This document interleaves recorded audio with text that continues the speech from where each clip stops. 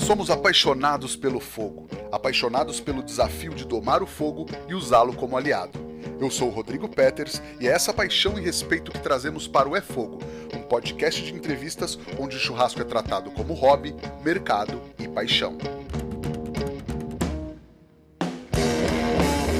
Ele é engenheiro, é especialista em ciência da carne, dá cursos pelo país todo e agora também é youtuber. Ele é o Walter White da Brasa, o Bigman do churrasco brasileiro, Roberto Bocabello. Seja muito bem-vindo ao É Fogo, Boca. Valeu, Rodrigo. Obrigado pelo convite. É um prazer estar aqui com você hoje, gravando mais um dessa sequência fantástica de podcast que você vem gravando. Parabéns pelo trabalho, é importante estar registrando tudo isso. Legal, obrigado. Eu falei Walter White da Brasa, eu não quis dizer que a sua carne é uma droga, tá? Olha, cara, eu vou ser sincero pra você. Eu já viciei muita gente em outras coisas que não eram exatamente carne. Eu faço quiabo na churrasqueira, brócolis na churrasqueira, e tem gente que fica louca e exige que tenha quiabo e brócolis nos meus churrascos. É um barato. Maravilha. Ô Boca, pra quem não te conhece, como você se apresenta? Cara, eu sou o Boca, né? Vem do meu sobrenome Roberto Bocabello, meu sobrenome é Bocabello. Eu me apresento no meio do churrasco como um cientista da carne. Eu sou um cozinheiro e cientista da carne. É isso, a forma que eu me apresento é essa. Eu sou o Boca, cozinheiro e cientista da carne. Perfeito. E qual que é a tua relação com a carne, com o churrasco de infância e tudo mais? Olha, eu na minha infância, bem criancinha assim, a gente nunca teve na minha casa, meus pais, uma churrasqueira em casa. Não havia isso. E eu venho de uma família italiana, todos os meus bisavós são italianos, e eles não tinham muito costume de fazer churrasco. As minhas avós e a minha mãe me ensinaram a cozinhar comida italiana. Então eu fazia ravioli, eu enchia capelete, eu ajudava minhas nonas a amassar a massa, porque elas já não tinham força. Eu era um adolescente, né, cheio de energia, e eu saía lá gastando aquela força toda na massa. Então, os churrascos, na real, eram assim, a gente ia num clube que chama Jaraguá, é um clube lá em Pirituba, e tinha lá as churrasqueiras, e a gente fazia muito peixe. Meu irmão, meu primo pescavam, e a gente chegava lá muito cedo, e eu acendia uma churrasqueira com o que tinha, carvão, a gente levava, pegava umas lenhas ali, fazia um fogo forte pra caralho, e a gente fazia alguns peixes que a gente pescava. E quando meus pais chegavam, a gente não fazia muita carne, assim. Eu lembro muito de fazer frango, asinha, sobrecoxa, cortes que minha mãe trazia para comer junto com o macarrão, junto com a macarronada de domingo lá no clube. Então não tinha, assim, uma cultura de churrasco forte. Fazia-se sim churrasco, mas mais como um complemento para a gente comer uma macarronada, mais como um complemento para a gente comer um peixe, né? Peixe de lago, né? Não era tilápia, traíra, a gente fazia esse tipo de peixe. Mas assim, eu nunca fui de escolher uma picanha com meu pai, sabe? Escolher uma picanha com a minha mãe. Esse tipo de ensinamento veio depois. Legal. Parece que essa especialização no churrasco veio depois na necessidade de impressionar a família da namorada, é isso? É, na verdade, eu comecei a namorar a Pri, que é minha mulher hoje, em 2004. E ela, sim, eu comecei a namorar ela, uma família de corintianos, né? Puta, só tinha corintiano ali e todo final de semana tinha churrasco. Churrasco pra caramba. E o avô dela, o avô da Pri, é um judeu que fugiu da guerra e foi pro Uruguai. E do Uruguai ele casou e veio pro Brasil. Com a avó da Pri é brasileira, nascida aqui no Brasil. E ele veio pra cá. E na casa dele, que é na mesma rua onde os pais da Pri moram ainda, tinha uma churrasqueira e eu fui sacar que não era uma churrasqueira padrão, era uma parrilha, faz uns 8 anos. Eu, durante esses quase 7 anos que eu fiquei com a Pri até entender o que era aquilo, eu olhava aquela churrasqueira e falava assim, uma churrasqueira mais baixinha, mais comprida, não tinha nada disso que a gente vê hoje, né? Aço inox, assim, era vergalhãozinho fininho, com telinha, grelha moeda soldadinha, ele que fez. Só que era uma parrilha, ela não era funda, ela era o nível dela era na frente, assim, né? Nível da barriga e ela subia. Então, quando eu cheguei naquele lugar, a cultura do churrasco super fortalecida, né? O avô da Pri, o Isaac, ele ensinou o meu sogro, o Nelson, a fazer churrasco, ensinou o meu cunhado, o Leandro, a fazer churrasco. E eu cheguei ali e falei, caralho, a galera aqui valoriza muito isso. E eu comecei a sair, eu ia com meu sogro, por exemplo, no mercado, e ele falava assim, não, tá tendo promoção de contrafilé. E eu chegava ali, aquelas puta peça inteira de contrafilé, bem carne commodity assim, e ele falava assim, ó, pra você escolher, quando você vai comprar um contrafilé, tenta pegar o que tá mais molinho, o que não tem uma capa de gordura em cima muito dura. E eu aprendi aquilo. Eu não tinha ideia que o que ele falava era assim, se der sorte, a gente vai encontrar um pedaço de filé de costela aqui, né, um pedaço de bife ancho, junto com os contrafilé, e a gente pega esse ao invés do contrafilé. E ele me ensinou a escolher picanha, ele me ensinou a escolher costela, e eu comecei a fazer churrasco, e é realmente algo apaixonante, né? Ele me ensinou a escolher carvão, me ensinou a acender carvão, a Pri me ensinou a acender uma churrasqueira da forma correta, com lenha. Uma vez a gente foi viajar, foi para Campos do Jordão, há 1 milhão de anos atrás, e eu queria impressionar ela, né? Porra, eu era cozinheira, eu vou cozinhar para minha namorada, né? Vamos tomar aqui bebidas caras, né? Na época a gente não tinha dinheiro para porra nenhuma. Então eu fui no Roldão, atacadão ali, comprei um contrafilé bonito, que tava, pô, legal, contra mesmo, e levamos para lá. E eu falei, bom, vou fazer um churrasco. E, cara, na casa desse meu amigo em Campos do Jordão, tinha lenha, tinha nó de pinho, lenha de lareira, né? Tinha eucalipto, bastante casca e tal, e eu fiz uma puta estrutura linda, assim, alta, né? Com uns nó de pinho embaixo. Eu vou tacar um fogo do caralho aqui, vai ficar lindo isso aqui. Essa mulher vai se apaixonar por mim. Foi em 2005, sei lá.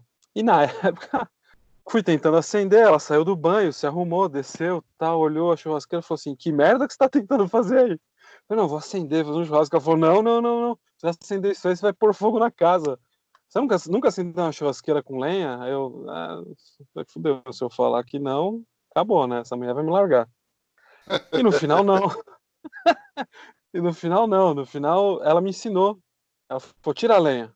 Tira os nó de pinho. Nó de pinho não se faz churrasco com nó de pinho, você tá louco? E começou tal, e estamos juntos há quase 16 anos. Ela me ensinou muita coisa, o pai dela me ensinou muita coisa.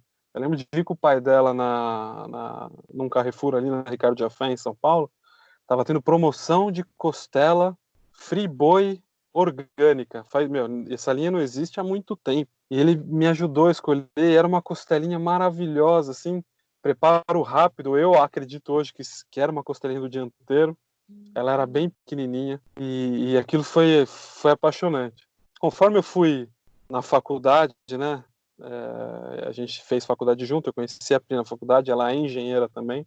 Eu sou engenheiro de materiais, ela é engenheira civil. Eu entrei para o time de rugby, né? Atlética, comecei a jogar rugby. São um time de 45, 50 gordo, faminto, festas, centro acadêmico, tal. Eu comecei a fazer churrasco para esses malucos. Aprendi muito com outros amigos também que já faziam churrasco. Daquele time, né? Tinha o Andrezão, o Polano, caras que faziam churrasco com as suas famílias. Então, por exemplo, um desses caras, o Polano, que eu vou falar aqui, ele me ensinou a comprar a costela minga inteira. E eu olhava assim, eu lembro da gente ir no açougue, num Interusp da vida, e ele, ó, assim, com bastante gordura, tal. Eu nem sabia o que era minga, nem sabia de onde vinha do boi uma minga. Só que ele me falava que era carnuda, tal, e eu aprendi aquilo. E começou, né, cara, eu virei o churrasqueiro da galera. Uma porque eu queria comer bem, e se deixasse na mão de alguns ali não saia porra nenhuma. Gordo, né? Eu olhava e falava assim, cara, eu vou fazer comida pra mim, senão não não vai rolar. E aí entrei nessa, comecei a fazer muito churrasco em centro acadêmico, costela de porco, a gente fazia festas, eventos muito grandes lá dentro da USP. A gente fazia espetinho, eu que cuidava, tem fotos minhas no meu Instagram, super bem humorado, fazendo espetinho para 3.000 pessoas. E eu aprendi muito isso com o meu sogro. Comprei ali um livro de churrasco, fazia uns medalhões de filé mignon com bacon, que era sucesso, picanha na cerveja. E eu nem sabia o que eu estava fazendo, mas ficava muito bom. E começou a vir essa cultura de churrasco. Eu fiz meus pais comprarem uma churrasqueira móvel. Na época, nossa, eu falei, pai, não, precisamos comprar. Compramos uma churrasqueira legal da Giragril na época, que não tinha motor, mas era uma churrasqueira da Giragril. E aí foi, né, cara? Eu entrei na faculdade fazendo churrasco pra caramba. A profissionalização aí veio depois disso também. Legal. E o que você aprendeu da técnica uruguaia que era tão diferente naquele momento e que mudou a sua cabeça? Ou era tão diferente de tudo que a gente tinha por aqui e se achou muito legal? Como que foi essa visão dessa técnica um pouco mais diferente da brasileira? O que eu percebi, quando eu conheci meu sogro, é, ele também não tinha churrasqueira em casa, ele tinha um carrinho de supermercado, olha aqui. Já eram. Corinthians, né, mano? Eles desceram com um carrinho do supermercado uma vez. O supermercado esqueceu de devolver, aquele carrinho ficou lá e ele montou uma churrasqueira em cima. Na minha república a gente tinha também. Né? Tinha uma poltrona de carrinho do supermercado e tinha uma churrasqueira de carrinho do supermercado e tinha uma outra churrasqueira que um cara da república fez de tambor de máquina de lavar, cara. É Aí raiz tá, também. sensacional. Já vem furada, né? Exatamente. E eu reparei, eu aprendi com ele e com o avô da Pri, que na época, quando eu conheci a Pri, ainda fazia bastante churrasco. Eles faziam churrasco em um nível só. A churrasqueira, ela tinha um nível único de grelha, e ele trabalhava com mais carvão de um lado, menos carvão do outro, e não tinha espeto. Meu sogro não tinha espeto, e até hoje ele não usa espeto. E aí eu vi que eles faziam churrasco numa grelha, única, assim, né? E aí ficava pronto, ele punha mais pro lado, muito garfo, né? Então usava o garfão ali para virar. E eu achei aquilo incrível, assim. Eu falava, nossa, mas ninguém usa espeto. Essa churrasqueira do teu avô não tem onde pôr espeto. Era uma parrilha uruguaia. Não tinha um queimador, porque não se usava lenha, né? Não tem acesso, não se tinha acesso fácil à lenha aqui em São Paulo, como tem hoje. Então ele não tinha lá um queimador, mas ele punha o carvão de um lado, acendia, ia puxando, abrindo. Ela não era funda, ela era uma lajezinha, e ele ia fazendo churrasco ali. Então eu aprendi sem querer a fazer churrasco de grelha, não de espeto, como era a maioria dos churrascos brasileiros na época, né? Até hoje a maioria é no espeto. Não adianta a gente falar que não é, porque esse Brasilzão aí, a maioria ainda é sim no espeto. Sim, com certeza. Então eu não via picanha presa no espeto, eu não via linguiça enfiada no espeto, eu não via coraçãozinho enfiado no espeto, eu via parrilha. E eu fui descobrir depois. É louco, né? Eu fui entender que aquilo era uma parrilha depois. Então essa foi o grande aprendizado. Eu aprendi a fazer churrasco numa grelha, não com espeto. Legal. E aí você partiu para se profissionalizar e estudar a ciência por trás do churrasco, né? O que a ciência tem a ver com churrasco, fora tudo? Pois é, cara, aí é foda. Eu sou engenheiro de materiais e sempre trabalhei com engenharia.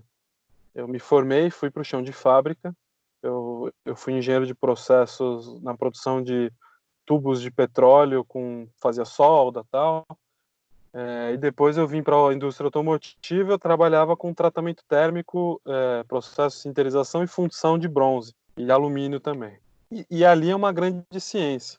Tudo ali na fábrica, você tem que estudar muito, você tem que entender o que acontece na microestrutura do material, o que acontece durante a fundição do material e tal. Então eu sempre tive essa sina minha de ser um cientista.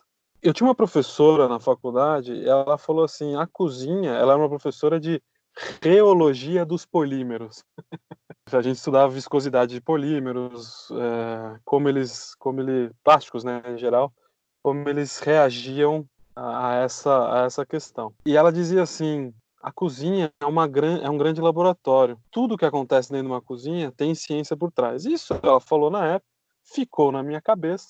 E conforme eu fui estudando churrasco, e aí em 2015 Eu já estava formado há muito tempo, a gente já estava casado, eu e a Pri, eu já fazia churrasco muito bem. Eu fui fazer minha pós-graduação, eu fui fazer meu trabalho de graduação, desculpa, o meu trabalho da pós-graduação, né, para me formar. Eu estava saindo de uma empresa, indo para outra, eu já tinha saído do chão de fábrica. E eu falei, não, eu quero fazer um trabalho que envolva gastronomia. Tem que ser um trabalho que não vai conversar com os meus...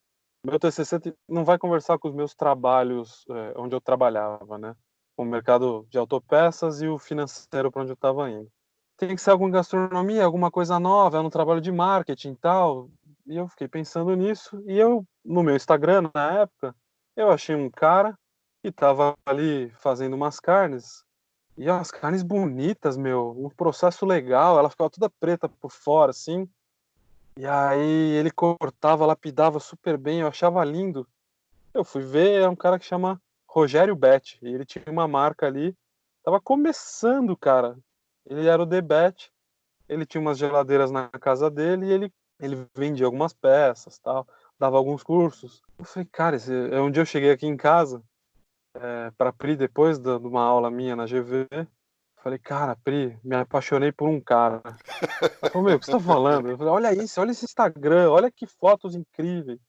Olha essa carne, eu nunca vi isso. E aí eu mostrei pra ela, ela falou, nossa, incrível. Eu fui entender o que era o Dry Aged. Eu falei, caralho, eu vou fazer um trabalho de marketing pra entender qual é o perfil do público que gasta, na época, R$ 129 no quilo de uma carne.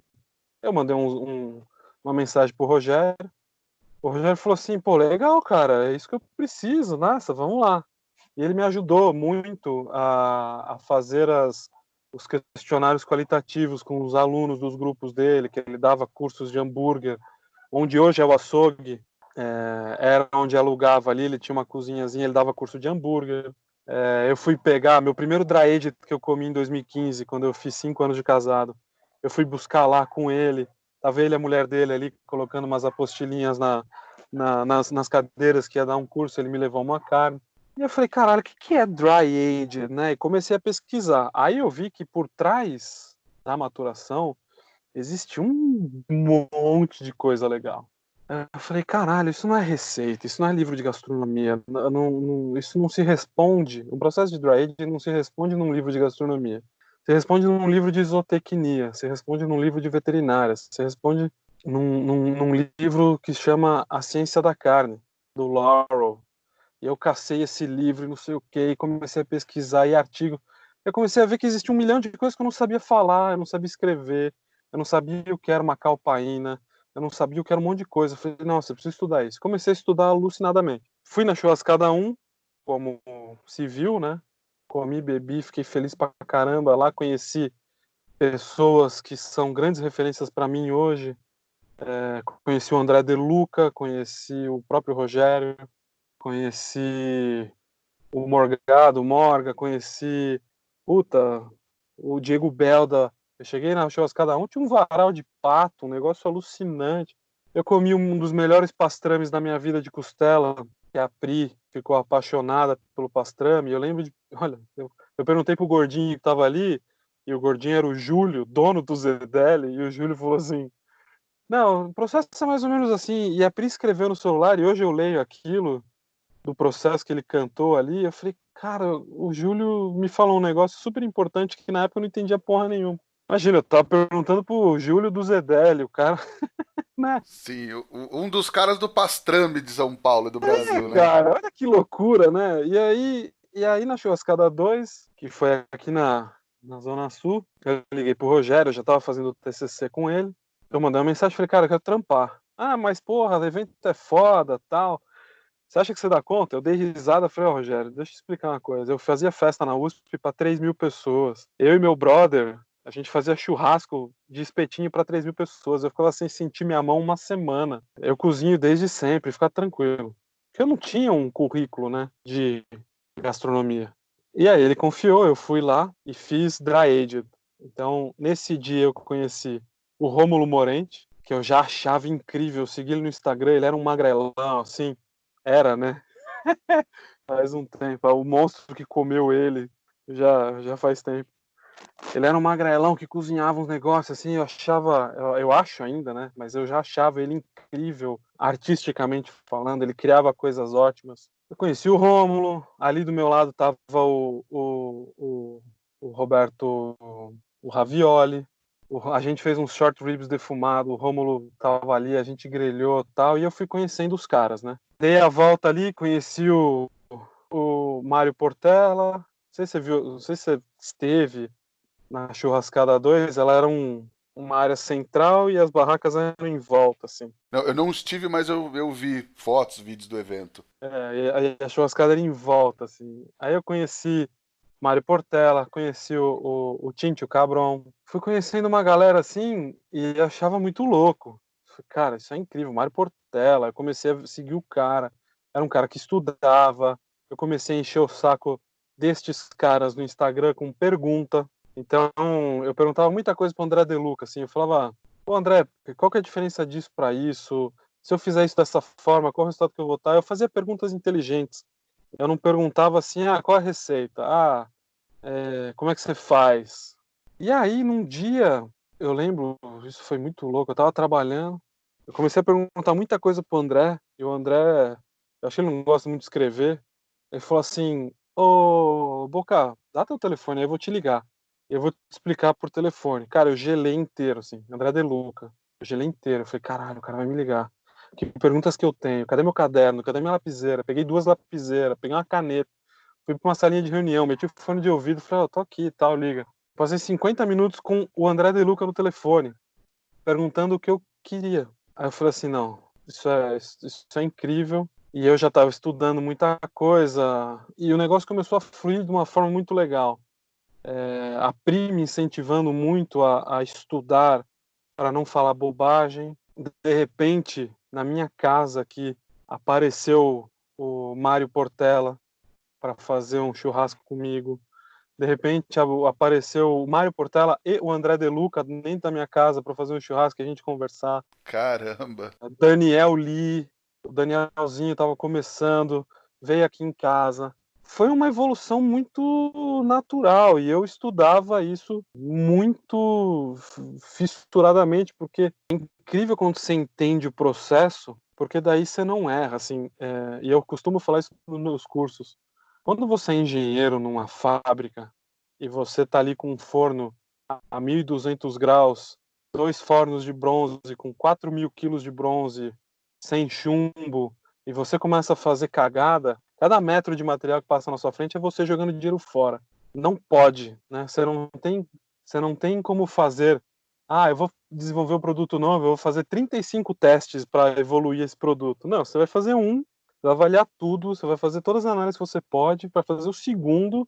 Você já tem que errar 0,1% para na terceira vez já estar produzindo. Então, entender o processo por trás faz você errar menos. E aí veio física, química, termodinâmica. Eu falo que churrasco, cozinha, é física, química e termodinâmica.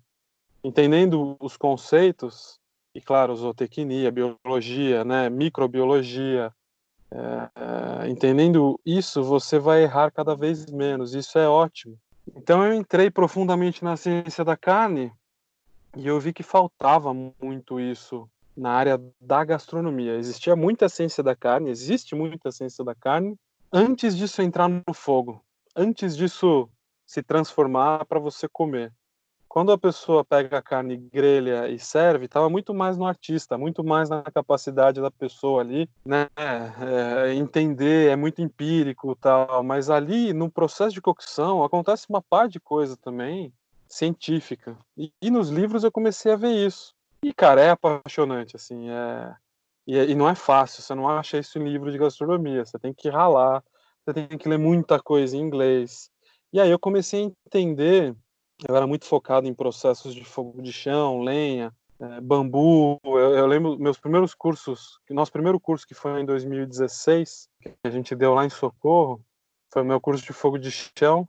E as pessoas chegavam na madrugada assim, e isso acontece, se eu der outro curso de fogo de chão, acontece assim, não tem nada aceso. O cara não vai chegar ali, vai ter já um cordeiro aceso, uma costelona já com fogo, não, tá tudo ali, o bambu tá no chão, a lenha tá no chão, o cordeiro está inteiro, a costela está lá ainda, e a gente constrói tudo junto.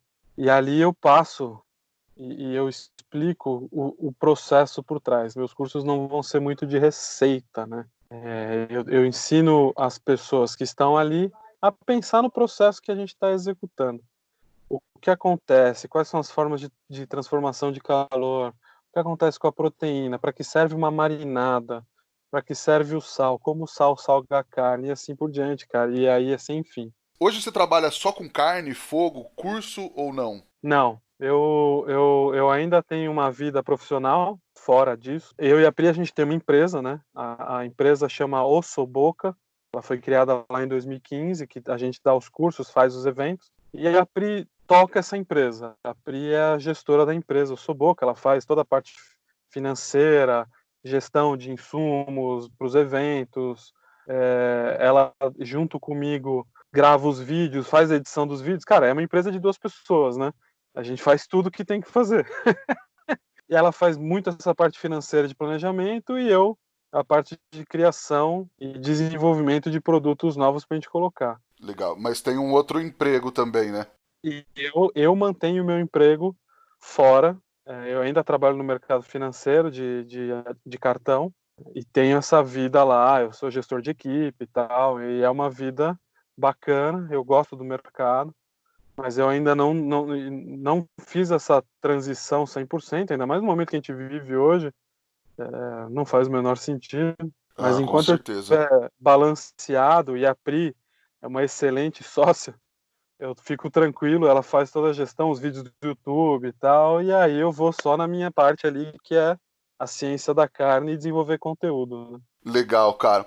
E o curso, tanto o presencial, e eu vi que você vai estar lançando o curso online agora, basicamente você fala muito de ciência da carne, né? O que você ensina diferente dos outros cursos de churrasco que tem por aí? Cara, ó, nos meus cursos de churrasco, tanto presenciais quanto online, o que eu tento ensinar é a forma, o que você precisa pensar para você errar cada vez menos. Sinceramente, eu não fiz outros cursos de churrasco por aí. Eu sei que existem algumas centenas de pessoas dando curso hoje, existem pessoas extremamente competentes, existem pessoas que não sabem o que estão falando. Então cabe a quem nos segue, a quem se preocupa em aprender, ter discernimento para discernir quem é bom de quem não é. Eu explico os processos, eu explico de uma forma mais científica o que acontece quando você faz um churrasco. Então, no meu curso de churrasco, por exemplo, presencial, eu falo do sal, como o sal vai salgar a carne. Eu faço defumação a frio num processo que eu desenvolvi dentro de um Tupperware que não faz muita fumaça, e o que é uma defumação a frio. Da forma engenheira mesmo, da forma científica por trás, né? Para a pessoa entender, olhar o processo e ele falar assim: ah, entendi. Então, o Boca fez uma defumação a frio de uma picanha no curso. Mas eu não quero defumar a frio uma picanha, eu quero defumar a frio um queijo. O que vai acontecer? Ele entende o que é a defumação a frio, então ele tem segurança em fazer aquilo sem perguntar para mim. Ou eu ensino os caras a pensar, né? Então tem caras que eu tenho vários exemplos aqui, pessoas que fizeram o meu curso de ciência da carne na cozinha, onde eu ensino a fazer cortes de churrasco numa cozinha onde você não tem churrasqueira. O cara me mandou foto de uma costelona que ele fez na churrasqueira da casa dele, do sítio dele, desculpa, costela 8 ossos, grande, bonita assim. E ele falou: cara, o que você ensinou de low and slow no teu curso de ciência da carne me deu segurança e conhecimento suficiente para fazer uma costela de boi na churrasqueira, porque eu entendi que o processo de calor é diferente, como ele funciona, mas eu entendi que o processo low and slow deveria ser dessa forma. Eu entendi o porquê que eu tenho que embalar a carne num certo momento, e eu fiz isso, e tal, e o resultado é ótimo. Então o cara fez um curso de ciência da carne na cozinha, e ele fez com aquele conhecimento, ele fez uma costela no fogo de chão. Ele não precisou fazer um curso de fogo de chão, né? Desculpa, ele fez na churrasqueira com lenha e carvão, mas ele não precisou fazer um curso disso. Eu acho que ensinando as pessoas a pensar, e eu posso até estar perdendo aluno, mas isso é raro, por porque o cara sabe fazer, ele não vai fazendo o curso de churrasco. No final, o cara que faz um curso, ele acaba fazendo todos. Se repete conceitos, se repete teorias, é óbvio que se repete. Mas é legal ver isso, é legal ver as pessoas aprendendo o porquê dos bagulhos. É legal uma pessoa aprendendo sobre um smoker comigo, e eu não sou nenhum pitmaster certificado dos caralho, mas eu explico porque o smoker, cara, o smoker é termodinâmica pura. Ele funciona por um fundamento termodinâmico de uma lenha queimando, gerando pressão negativa de um lado, porque o ar fica mais quente, menor densidade, e isso gera um fluxo de convecção, porque o ar entra para alimentar o fogo, né? E é legal. Eu acho que esse é o meu maior diferencial. E uma das minhas maiores preocupações, uma coisa que a Pri me mói, e ela é foda, porque ela é muito mais inteligente do que eu. Na poli já era assim, na faculdade já era assim. Então, quando eu explico alguma coisa que ela não entende, por exemplo, porque eu leio um texto ali, eu entendi na minha cabeça, ela fala assim, cara, não entendi. E você não vai explicar para os alunos dessa forma, porque você vai ter que me convencer antes. Nossa, a gente tem altas discussões técnicas aqui, até eu conseguir traduzir um negócio mega complexo para uma forma simples. E a hora que a gente chega no curso ali, o cara fala, entendi, porque eu posso maturar, por exemplo, maturar C com um animal de genética britânica e não poderia maturar C com um animal de genética zebuína. Caralho, sabe? É gratificante pra cacete fazer isso. É gratificante pra cacete ver as pessoas entendendo a ciência por trás de todos os processos, né? Legal. A minha questão nem foi te comparar com outros cursos, na verdade, mas era isso, era o que você respondeu na sequência é o que eu queria saber, assim, essa questão mais científica.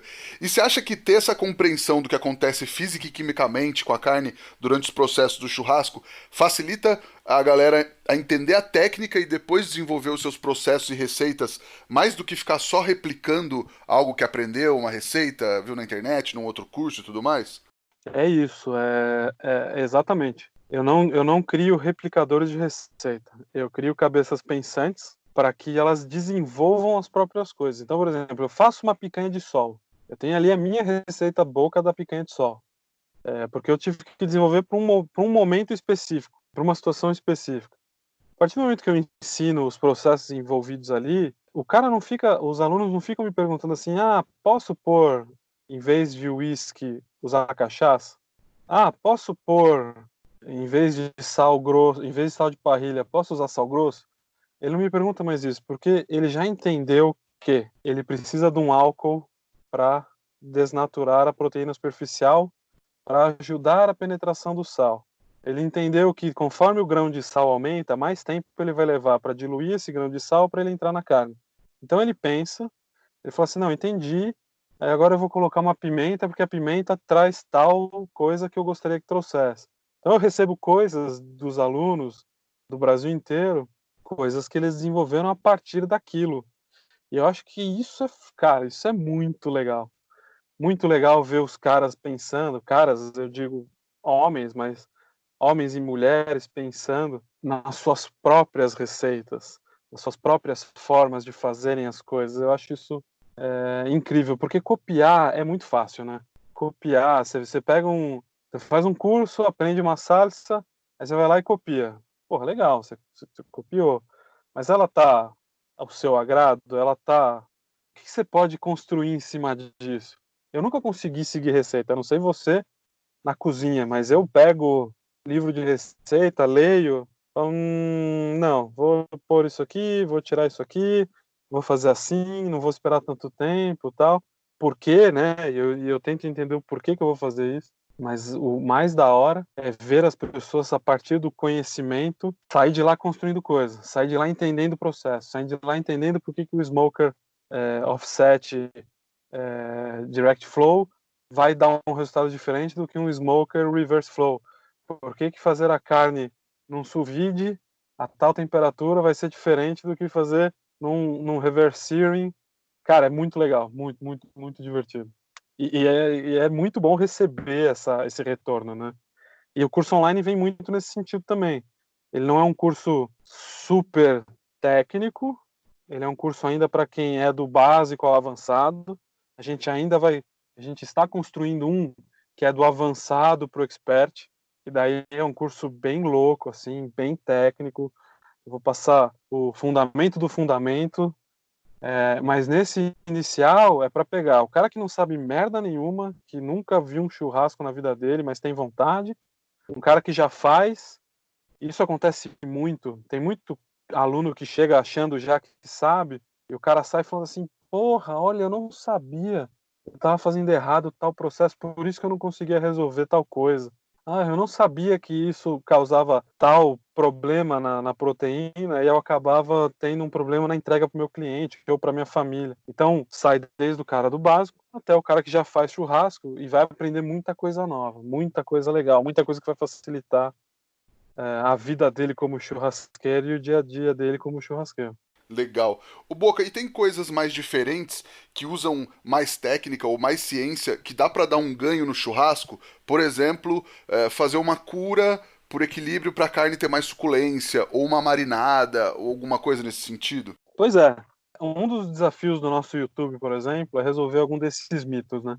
Existem várias formas de você poder transformar a proteína para valorizar ela no fim. Utilizar a ciência da carne ao seu favor. Inclusive, assim, processos de reverse searing, onde você primeiro dá o ponto, depois dá a reação de Maillard e a caramelização, são coisas diferentes na superfície da carne, pode facilitar o seu dia a dia no churrasco. E não vai te dar resultados negativos no final, né? A gente aprendeu, eu aprendi, que você primeiro tem que selar a carne para reter os líquidos lá dentro, para depois dar o ponto ou cortar e comer ela. Isso depois que você estuda, você entende o que é a carne, o que é um músculo, onde está a água, a química, o papel de cada coisa lá dentro. E entende que isso não faz o menor sentido. E fazer um processo de reverse stream pode te ajudar a ter muito ganho no seu churrasco. Se você fizer, por exemplo, que nem você falou, uma cura de equilíbrio, e aí, né, primeira vez que eu li o tema cura de equilíbrio, eu falei, caralho, que merda é uma cura de equilíbrio? Ou você fazer uma marinada seca. Eu lembro que quando eu aprendi a fazer costelinha no smoker, o André De Luca falava assim: tempera ela 24 horas antes. O resultado que você vai ter no smoker é muito melhor. Eu não sabia por quê, mas eu entendi. Eu fui lá e temperei 24 horas antes. Só que eu entendi depois o que que a marinada, o que que o sal, né? O que que o sal faz com a proteína. Por que que ela vai ficar melhor depois? Qual que é a capacidade eletroquímica do sal de reter a água dentro da carne? Ele vai atrasar o stall. Né? Por que que se trabalha no smoker com maior umidade dentro, para que a câmara fique com maior umidade e atrasar o stall? Processinhos de ciência da carne vão fazer você ter resultados muito melhores mais para frente. Fazer uma cura de equilíbrio, por exemplo, num frango, qualquer que seja, antes ou 24 horas antes, dependendo da espessura, claro. Se você estiver fazendo pernil e fazer uma cura de equilíbrio 24 horas antes, não vai te dar uma eficiência muito grande, você vai precisar injetar. Mas fazer esta cura de equilíbrio e chegar na churrasqueira e grelhar vai te garantir uma suculência e uma textura muito melhor do que se você não fizesse. E existe toda uma ciência por trás disso. Um dos meus últimos vídeos do YouTube, eu fiz o frango do Shrek. É um peito de frango na churrasqueira. Cara, eu, antes de aprender essa receita e entender o porquê, todo peito de frango que eu comia na churrasqueira era uma merda. Era seco, né? Todo lombo de porco que eu comia assado no forno era seco. E não tem porquê, né? Existem formas, curas de equilíbrio, dry rubs, de você fazer isso antes, tirar ele na temperatura certa e garantir um resultado incrível. Então, sim, a ciência vem para resolver, vem para ajudar a você fazer churrasco, tanto num smoker, quanto numa churrasqueira, quanto no fogo de chão, um cordeiro, um búfalo inteiro, um boi inteiro, para você chegar num resultado perfeito. Legal. E aí você falou do canal no YouTube, né? O Churrasco Consciência, um belíssimo trocadilho. E aí tem essa informação do churrasco com muita técnica, muito teste, essa pegada científica, né? Como está sendo a experiência para você de estar no YouTube falando sobre isso? Eu sentia muita falta disso no YouTube, em fontes mais livres, né, mais fáceis de acesso. Existia um canal antigo que era um cara e um professor, acho que da Unicamp, que faziam algo nesse sentido. Existem muitos testes no YouTube, mas não se falava os porquês, assim. O próprio Guga, que é o Guga Foods, lá dos Estados Unidos, que é um brasileiro, faz teste pra cacete, ele inventa uma moda, mas no final ele não fala muito a ciência por trás, né? Tem esse cara que eu gosto muito, que é o Meathead, ele tem o livro e tem também o site AmazingRibs.com, que é um site muito bacana para quem quer começar na ciência da carne, mas obviamente ele é todo em inglês, não se acha muita bibliografia em português, a não ser nos livros de zootecnia, em alguns artigos, né, do dia a dia, mas sempre com embasamento científico. E no YouTube, a gente começou a testar muito dessas coisas, esses mitos, né? Porra, por que que você tem que descongelar a carne 48 horas, 24 horas antes refrigerada? Eu aprendi que era para reter os líquidos, eu aprendi que é para você manter a suculência lá dentro, além de ter, claro, uma segurança sanitária, né? Não ter problema com proliferação de bactéria e tal. E no primeiro teste de descongelamento que a gente fez, eu tive um resultado diferente. A carne que eu descongelei na água, ela não teve uma perda maior do que a carne que descongelou na geladeira. E no final, a carne que eu descongelei ao tempo ficou com um resultado melhor. Então, é trazer mesmo esses mitos, trazer esses questionamentos, Pô, como é que eu posso fazer um peito de frango gostoso na churrasqueira? Existe uma técnica, existe uma ciência por trás. E aí a gente quis fazer, porra, vamos gravar? A gente tá aqui em casa, o fundo da churrasqueira ali é um lugar legal, é um lugar que a gente tem um carinho muito grande, pensamos em gravar em outros lugares, mas eu acho que como essa churrasqueira tem muita história e eu aprendi muito aqui dentro, não, eu quero gravar em casa, porque daí eu mostro para as pessoas que você não precisa ter uma parrilha caríssima, você não precisa ter uma carne caríssima, você não precisa investir muita coisa para fazer um churrasco bom. E você pode estar na sua casa para fazer um churrasco bom, desde que você tenha um pouquinho de conhecimento. Então eu posso transformar a proteína em um resultado muito bom usando um pouquinho de ciência. E o canal vem nesse sentido. Então daqui 3 minutos a gente vai subir um vídeo no YouTube. Eu não sei quando vai o nosso podcast pro ar, mas hoje saiu o vídeo no YouTube, onde eu falo o que é contra e o que é a favor da fibra. Porque eu aprendi a fazer churrasco e eu tinha que cortar contra a fibra. E era uma puta discussão, o que era contra, o que era a favor. Ninguém conseguia saber o que era, né? Olhava a carne, não sabia. Não, se eu cortar assim, na hora que morder, e aí eu desenho numa lousa, ó, esta é a fraldinha, eu vou cortar ela assim. Quando você morder, você vai morder entre as fibras e não cortar as fibras. Então, entre as fibras é cortar contra. Quando você morde e corta as fibras com o seu dente, você cortou a favor com a faca. Eu explico o conceito para acabar, né, a discussão, para chegar ali e ensinar um conceito. Cara, eu inclusive ia te perguntar sobre esse teste do descongelamento, e eu tenho uma sugestão. Quando você for refazer ele, precisa incluir o descongelamento no micro-ondas também, cara. Então, Não, mas micro-ondas é sacanagem, é brincadeira. eu não posso te falar, mas foi considerado. E eu não sei se foi você que deu essa sugestão no YouTube ou no Instagram, mas deram essa sugestão já. Não, não fui eu. E vai ser feito. Vai ser feito. A gente já está gravando o segundo teste de descongelamento. A gente já teve resultados bacanas e é legal. Mas, cara, é isso, assim. Imagina se você é um restaurante e você tá numa demanda rápida e a tua carne acabou. A carne descongelada acabou. Você só tem carne congelada. Porra, beleza, eu só tenho carne congelada. Se eu descongelar no micro-ondas, qual é o resultado que eu vou ter? E como eu faço para, descongelando no micro-ondas, evitar que eu tenha perda de qualidade nessa carne quando eu for entregar para o meu cliente?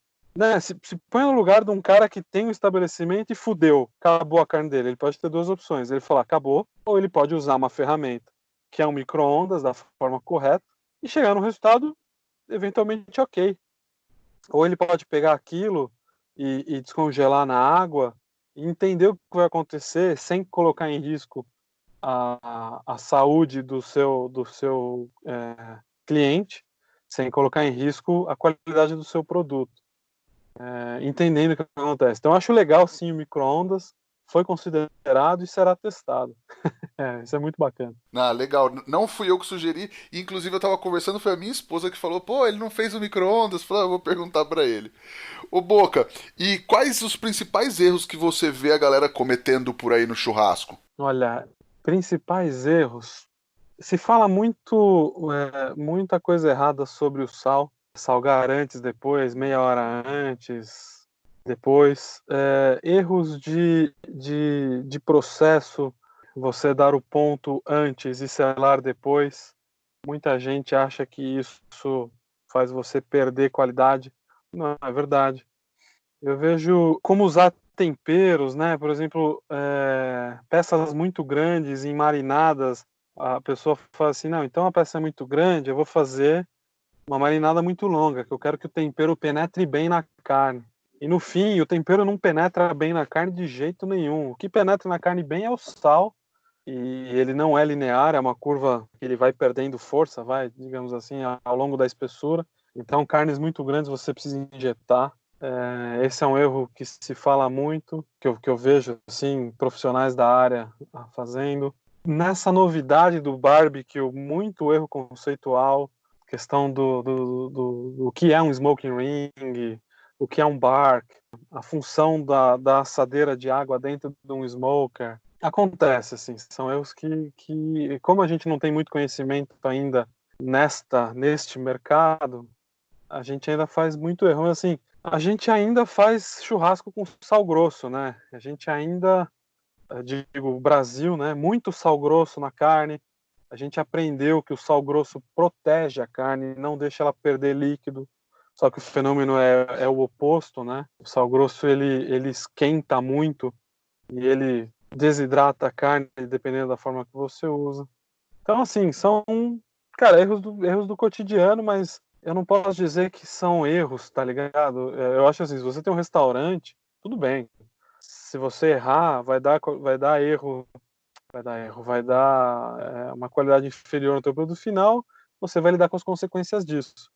Mas, cara, churrasco tem que ser legal. Não tem que ficar muito assim, ah, não, sal grosso, ai, você tá usando uma técnica errada, ai, foda-se. O importante é você aprender e usar isso de uma forma legal. Se você tá errando, se você tá usando sal grosso, se você deixa a picanha no sal grosso uma hora antes, enterrada, e depois, sabe, bate ela depois que você... Tudo bem. Se você está feliz, seus amigos estão felizes, a energia ali do churrasco tá legal, porra, nota 10, não se preocupe. Mas se você tiver interesse em aprender mais, tem muita coisa legal para você melhorar isso que você já faz. Então, são erros. Poderia melhorar? Poderia.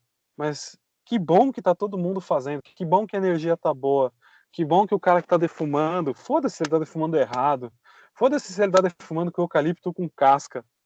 Se ele comer e a família dele comer e ele achar ótimo, e a família achar ótimo, que bom, sabe? Você acha que nos fumeiros da Bahia o cara se preocupa se a lenha é frutífera, se é ameixa, se é maçã, se é pera?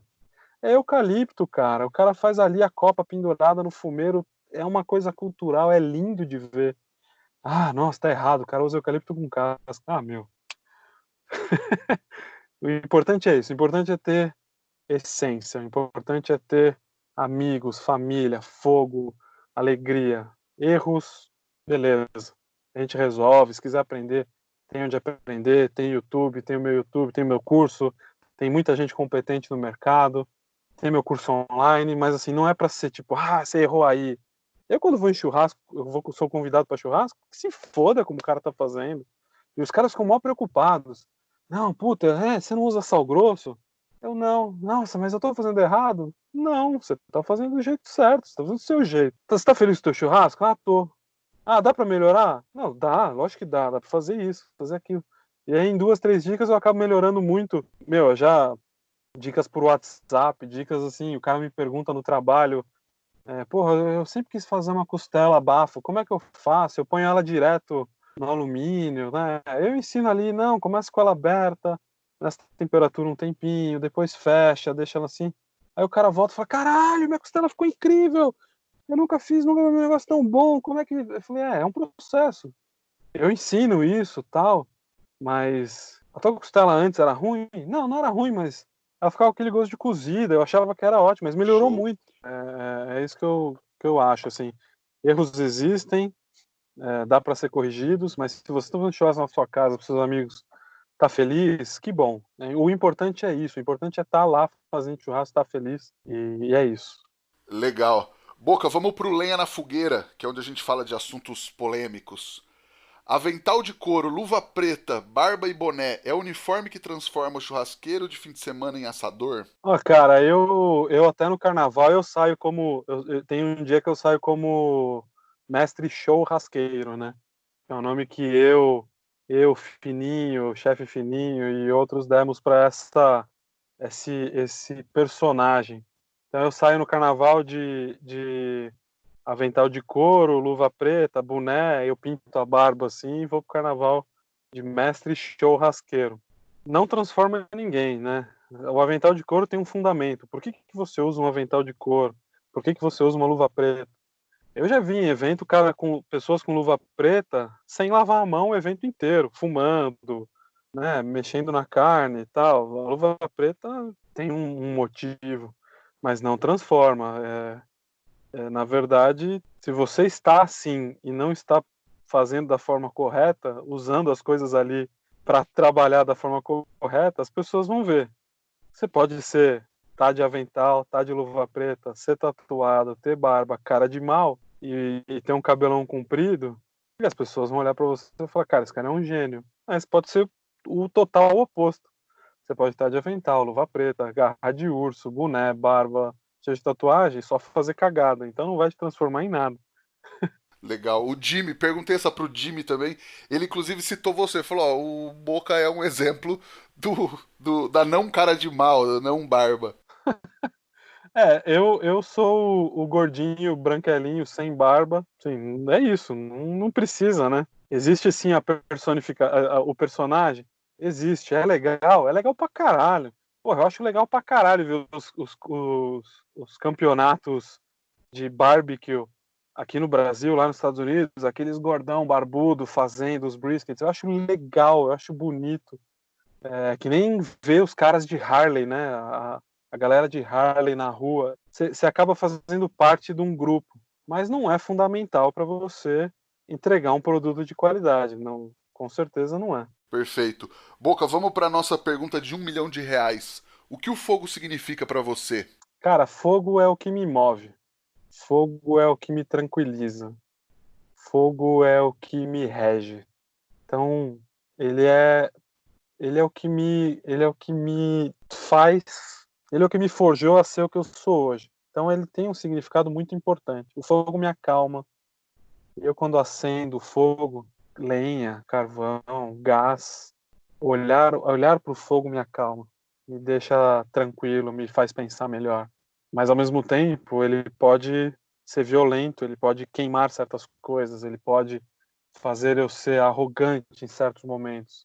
Então ele é fundamental na minha vida, tanto na minha transformação como cozinheiro e cientista da carne, como pessoa, como marido, como pai da Fernanda, como gestor, como eu para mim mesmo. O fogo é fundamental na minha vida e ele significa muito, cara. Eu não vivo hoje, não tem condição de eu viver hoje sem o fogo perto de mim. Ele é o que me rege. Demais. Tem alguma receita, um truque, uma dica rápida pra passar pro pessoal que tá nos ouvindo, Boca? Receita, dica é assim, estudem infinito. No nosso canal do YouTube, Churrasco Consciência, vai ter muita coisa bacana, mas deixa eu pensar numa receita bacana. Se você quiser fazer, por exemplo, uma costelinha defumada, passe o seu dry rub um dia antes e deixe ela na geladeira aí antes de colocar no seu smoker e coloque ela no smoker bem gelado. E aí você vai ver as diferenças que você vai ter no seu preparo final. Aí depois, quem quiser, manda mensagem para mim no Instagram, no YouTube, falando que ouviu o podcast.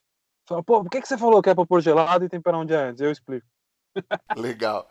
E tem alguma coisa pra indicar pro pessoal assistir, ler, visitar, além do teu canal no YouTube? Tenho. Eu acho que existem grandes produtos fáceis de acessar para você aprender coisas novas. Então, no Netflix existem alguns, todos os documentários ali relacionados a carnes são muito legais. Existe um que é Salt, Fat, Fire. Salt, Fat, Acid, Heat. Acid e Heat. Sal, gordura, ácido e calor. Como essas 4 coisas transformam a sua comida.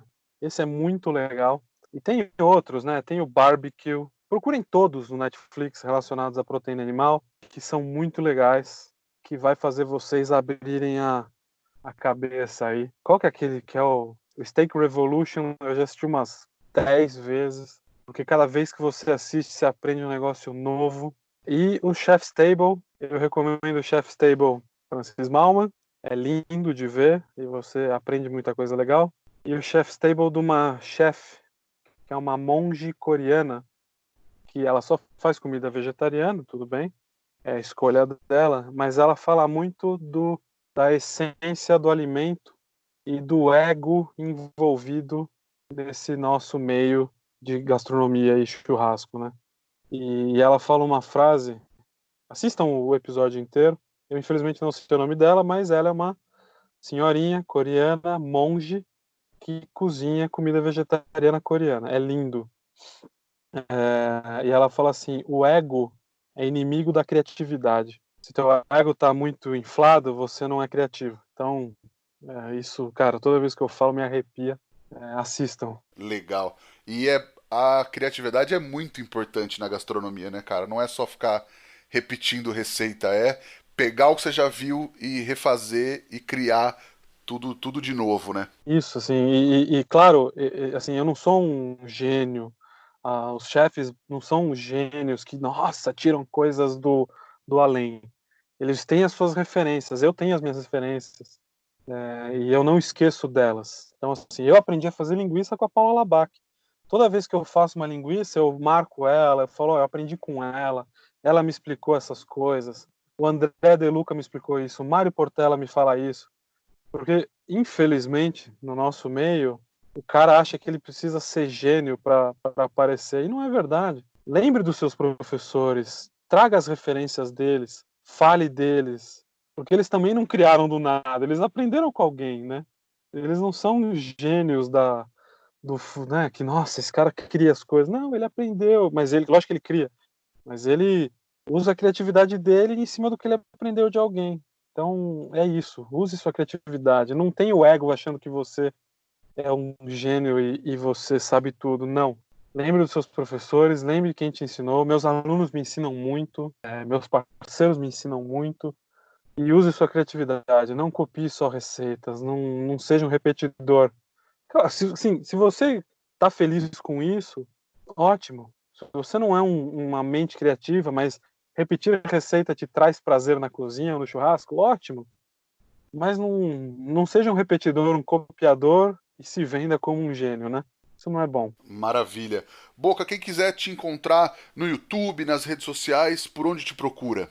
Olha, Instagram, roberto.bocabelo ou ossoboca, que é um trocadilho de ossobuco, né? Mas é o ossoboca.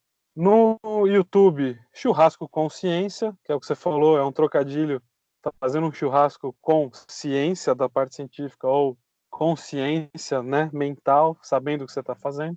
E acho que só. A gente responde por lá. Quem quiser mais informações sobre cursos, pode mandar um e-mail também, cursos@ossoboca.com.br. O nosso site ainda está em desenvolvimento, mas é YouTube e Instagram. São as redes sociais que você vai conseguir falar comigo e venha com dúvidas, venha com perguntas. A gente está lá para ajudar. Show! Nós estamos no Instagram, no @efogopod, o meu é @rodrigopeters_, o nosso e-mail é o efogopodcast@gmail.com.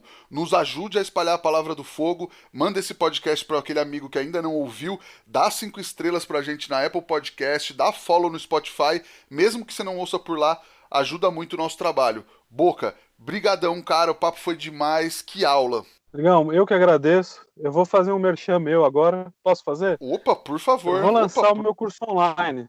E o curso online está numa fase final de lançamento. Sexta-feira, dia 3 de julho, é quando eu vou abrir as vendas pelo WhatsApp. Eu vou abrir as vendas no grupo exclusivo do WhatsApp que está na bio do meu Instagram. Então entra lá, é onde você vai ter as melhores condições, é um curso bem bacana.